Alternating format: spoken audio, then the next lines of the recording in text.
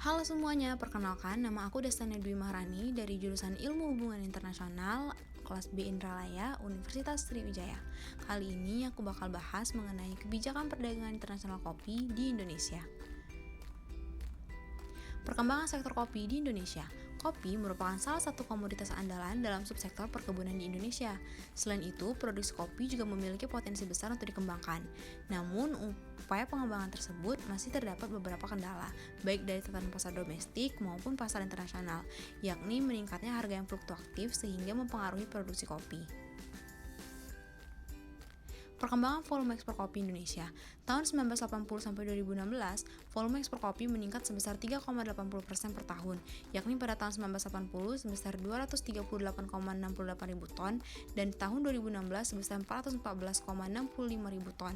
Namun pada tahun 2014, volume ekspor kopi Indonesia pernah menurun sebesar 27,94% atau mencapai 384,82 ribu ton, sehingga mengakibatkan nilai ekspor kopi di Indonesia menjadi turun.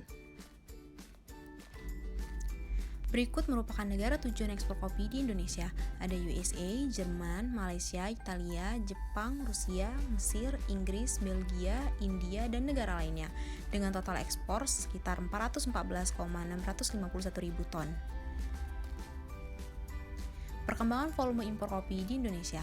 Tahun 1980 sampai 2016, impor kopi Indonesia meningkat rata-rata 160,76% per tahun atau sebesar 8,44 ribu ton, yakni pada tahun 1980 sebesar 46 ton dan tahun 2016 sebesar 25,17 ribu ton.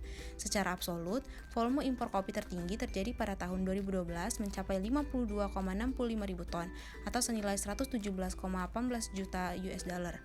Namun, penurunan juga pernah terjadi pada tahun 2011 dengan volume impor kopi turun sekitar 8,34%. Berikut merupakan negara tujuan impor kopi di Indonesia.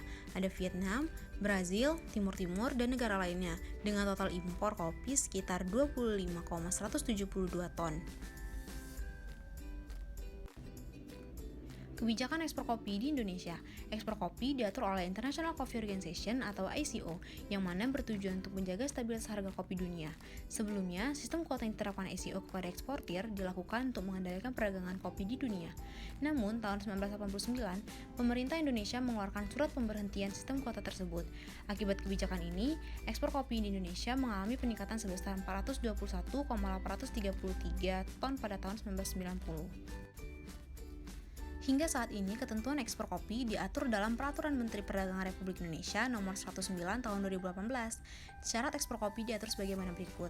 Pertama, ekspor kopi hanya dapat dilakukan oleh perusahaan yang telah diakui sebagai eksportir terdaftar kopi atau ETK. Dua, dalam setiap ekspor kopi harus dilengkapi surat persetujuan ekspor kopi atau SPK. Tiga, kopi yang diekspor wajib sesuai dengan standar mutu yang ditetapkan Menteri Perdagangan dan harus disertai dengan surat keterangan asal atau Certificate of Origin. Kesimpulannya, perkembangan volume ekspor kopi di Indonesia berfluktuasi cukup tajam selama 10 tahun terakhir, namun cenderung meningkat. Kondisi ini menjadikan kopi di Indonesia sebagai penyumbang devisa negara.